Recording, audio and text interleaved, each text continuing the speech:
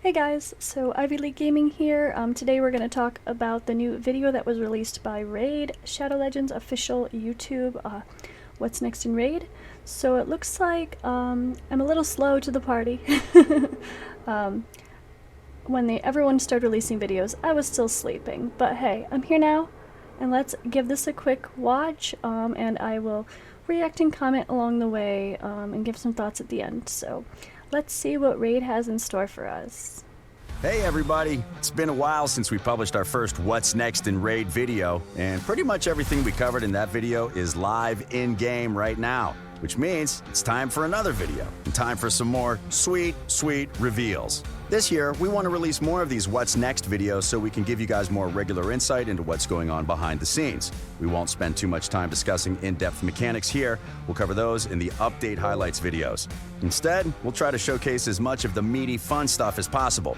Let's get into it. Okay. First up, one of our biggest priorities this year, clans. We know for a lot of you guys, your clan is the most important part of Raid, Really and strange seeing clan all the lost team. tight-knit communities you guys have formed is Definitely one of our don't personal like that favorite things. And because of that, we want to put some focus on clans to give you guys more things to do together, and more challenges for you and your clanmates to overcome. This means we're going to be working on more clan-specific content, as well as some general improvements like making it easier to find a clan that suits your personal needs, along with a bunch of quality of life improvements. We'll reveal more about the major clan features when we've got a... So, finding a clan that suits your needs, I'm guessing that will mean clans can tag which bosses they're currently working on. So if you're like searching for someone who's taking down Brutal, you can find a Brutal clan, I'm assuming, right? bit more to show. But for now, we wanted to talk about what's coming up in the very near future. Clan versus clan tournaments. Oh dear. You know how tournaments go. You do in-game activities, you earn points, you win things. That's pretty much the same thing in clan v clan tournaments, but scaled up. This means much bigger prizes and a much bigger list of objectives to... So, I mean, I don't mind the idea of this, actually. The more I think about it, the more I think that's kind of fun to have a pooled version of tournaments where all of our points go together. I know it's not exactly clan wars like people hope, but it's not really... Yeah, it's not really clan versus clan, is it? But it is for the sake of points for the tournament, so I guess that's okay. I guess it's not as bad the more we think about it, right? It's not that bad. Your clan must have 50 clan activity stars earned in the last 7 days. So like inactive clans won't even be part of it, that's good. 10 or more members, you must be in a clan when the tournament starts. Okay. complete. So you can work together with your clan, play to each member's strengths, and win as much as possible. But here's the big difference. It's a tournament against another clan. It's two clans competing against each other to see... At the same time. Okay. So at least it looks like there is quite a bit of rewards thrown in here. We've got Sacred Shard, we've got some Void Shards. 1 book. Them and their books, man. They don't want to give us books, do they? Jesus, alright. who can get their hands on the biggest prizes, as well as the bragging rights. With clans being such an important part of the game, this is one of our first steps to building a little friendly competition and taking clan rankings beyond a simple global leaderboard. It's important for us to get the matchmaking system right for this. So, for the first inaugural CVC tournament, clan matchups, meaning which clan fights which, will be based on each clan's positions in the global rankings. That way you won't run into a top 10 powerhouse clan if it's your second week in Raid. After that first tournament, matchups will be decided based on how well each clan has performed in previous CVC tournaments. Now, this isn't the only clan versus clan thing we're working on. We also want to bring inter-clan PvP battles to Raid. We don't know what... Okay. Inter-clan PvP battles, so what? I mean, I wish it could be live PvP, where you actually can fight at the same time, both on offense, so to speak. But I don't know that that's possible in this game. But I guess just being able to go through arena battles and go against other people in the clan that you're fighting against could be fun. I don't know. We'll see. We'll see on this one. We don't know what form that's going to take or how it's going to look, but we're looking into a few concepts, so don't worry. We haven't dumped full clan member versus clan member battles in favor of tournaments. We want both. For now, let's move on to the reason you want to play clan versus tournaments in the first place. Rewards. There's a lot to win here. First, you get rewards for reaching certain point milestones during the tournament.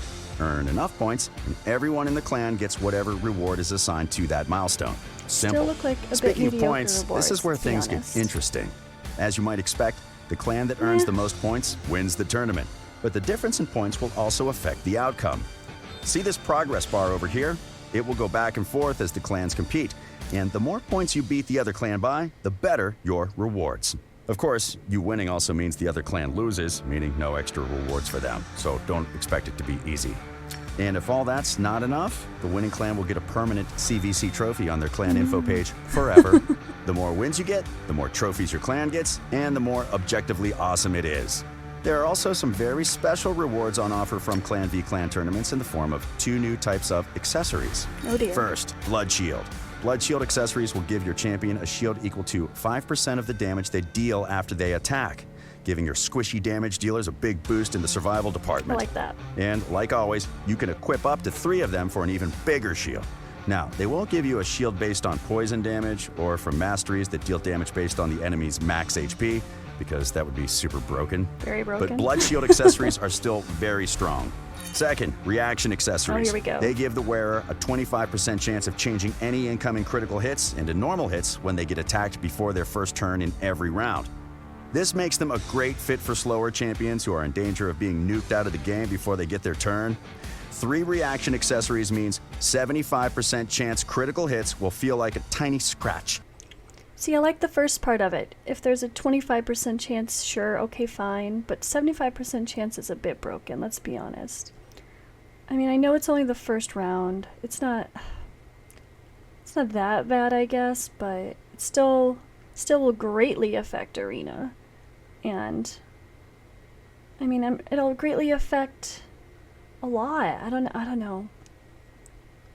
I mean, I guess it'll be really helpful for dungeons and stuff, but it will definitely affect Arena gameplay. I'm very curious to see what happens with this.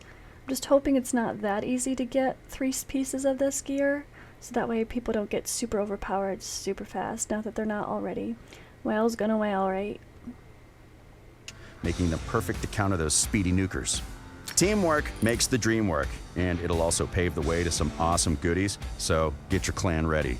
For now, let's move on to the next thing on the agenda, champions. There's no lack of awesome new champions in Raid Shadow Legends, but okay. what about a whole new faction? Meet the shadowkin. These mysterious warriors from the east are due to make landfall in So Teleria weird. soon, and no one knows what goals they pursue this far from home. Ooh, Neither she's light cool. nor darkness hold sway over them. Only strength and honor can win their loyalty. As you can see, the Shadowkin are heavily inspired by the mythos of medieval Japan, along with a load more Eastern Asian influences, and our artists had a blast adjusting them all to fit into the Raid universe. You can expect nimble ninjas, sharp samurai, ominous oni, and a whole host of mythical badasses. The entire faction is going to be attacker heavy and should provide some There's great the new options fragment. and cool synergies to take on all challenges Teleria has to offer. We'll be adding champions to this faction over time, kind of like we did with the dwarves, so expect several batches of Shadowkin to arrive over multiple updates. Oh, hey, and look of course, at her. we'll open Super cool, right? I mean, the art is always great. We know that they're not going to disappoint us there, right? That is for sure. The art is fantastic so far. I really like the looks of these, right? Look at this girl in particular. Super cool. Okay. up a Faction Wars crypt for Shadowkin when there's enough of them in-game. On top of these new additions, we're also working on a few more quality of life features to make your raid experience a little easier and give you a little more control. They're not features like a big new dungeon you can play through, but we think you're going to like them. First, we're planning to introduce champion tags, which know will this give you the one. ability to mark champions in your collection. This is going to be incredibly useful if you have multiple instances of the same champion built for different game modes or roles, or just with different artifact quality. You'll be able to know which is which just by looking at the profile picture, and it's going to make team selection much faster. Another one we're working on, which is my personal favorite, is an AI override system. This will let you predetermine the behavior of your champions when you set a battle on auto, which is going to make it much easier to Happy auto dance. some of those tougher levels or to set up more complex team compositions that will Oh work my right goodness, every there time. we go, Basically, guys. you'll get That's to what choose we which need. moves Saving team composition so you remember what your scarab team is. Saving, there we go. I like that. Okay. But the AI fixes, that's the biggest thing I think I could possibly ask for in this game right now. There's so many champions. I keep preaching Corpse Collector for a reason, because Leech is so great, especially for clan boss, and being able to take your people out of lifesteal gear, maybe put them in stalwart gear, or put people like her in relentless gear. She has poisons in her A3 and leech in her A1. If you could just turn off one of the abilities and set priority, it would be so helpful. The other one I've been preaching is Zavia and Tomb Lord. If I could make Zavia do her poisons first, then Tomb Lord lay decreased defense, or his poisons if I have another decreased defense champion in there, and then Zavia do her poison explosion, it would be so much better for stuff like Doom Tower especially, or setting up a dungeon run where I have Seer alternate with Zavia and Tomb Lord. That is going to be super great team when I can tell them what to do in what order. So can we please have that tomorrow? Alright, I'll continue. That's the greatest. Okay, next. Your champions use and when. Finally, right? Beyond all the brand new things, we're also going to build on Raid's existing content. For example, the Doom Tower is going to get 2 new bosses, each requiring a unique strategy to take down. They'll add more variety and a bigger challenge to Raid's deadliest game mode, and we think it's going to make the tower even more interesting and fun to figure out. We're also going to add more dungeon levels, which will be both harder to beat and provide better rewards, which will give Raid veterans some... But is there really any benefit of farming stage 20 over 25 if we all get 5 and 6 level artifacts? I mean, unless they're gonna nerf the drop rates in 20. I hope they don't do that. That would suck. Maybe just for the point of people to feel like they push through more, just for the sake of... I don't know. Or maybe the experience will actually be really good in 25, so if you can farm a person or 2 while you're doing the dungeon run, it might be worth it. I don't know. I don't really know that I care about the difference here. Unless, like, it's a very high chance. Or maybe stage 25 we could only get 6-star. That would be worth it. Not sure how I feel about the dungeon added stages. I don't know. Something to test their best teams against. We're also working on another set of missions. Getting the Arbiter is a big milestone in your Raid journey. It's no easy feat, but we know a lot of you have already got there, so we want to give you something new to do. These missions will incorporate new things such as the Tag Team Arena, the Doom Tower, and so on. Completing them will let you get your hands on a unique legendary champion. It looks amazing. And you can never have enough of those. Along with all of this, we're still going to be adding more champions to the summoning pool, and you're looking at some concept art for them right now. And don't worry, She's awesome. We're not forgetting about the old guard. A lot of our existing champions will be tweaked and rebalanced in due course. That's always one of our priorities. We also want to expand upon champion ascension. We don't want to just add more levels of ascension with the same old resources here. We want to make it a fun challenge and give you a real reason to do it beyond a simple stats boost. We're not ready to show our hand here just yet, but we'll turn one card over. Here's a couple of teasers connected to the feature to tickle your imagination. Any guesses what this tower thing will become when we do the big reveal? Leave them in the comments below. And that concludes our What's Next in Raid video. These are just the things we felt ready to share with you guys, but we've also got a lot of other exciting things in the works too. If you like this video and want to see more of these, hit like, subscribe to the channel, and hit that notification bell to make sure you always see these videos first. Happy raiding! Okay, so I guess overall thoughts? I mean, I think they threw this out as a bit of a distraction with the whole people being pissed off at clan versus clan. I guess the more you think about it, it's not clan wars, so it's different. It's different, you know. It's not clan wars. It's just a different type of tournament, which I can deal with that as long as there's not other tournaments happening at the same time. It might be a little overwhelming, or if it's tournaments that we have to do while there's a fusion going on anyway. So, although I doubt that. I doubt they're gonna combine all that. Never mind. I take that back. But I don't know. It's.